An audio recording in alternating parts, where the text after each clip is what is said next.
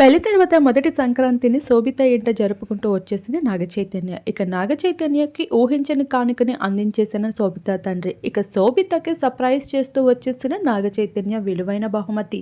అది శోభితకి సంబంధించిన డ్రాయింగ్‌ని వేసేసి మరి తన స్పెషల్ టాలెంట్‌ని శోభిత ముందు బయట పెడుతూ ప్రదర్శిస్తూ వచ్చేశారు. ఇక ఆ బెస్ట్ మూమెంట్స్‌ని శోభిత అయితే సోషల్ మీడియాలో షేర్ చేసుకుంటూ కనిపించేసింది.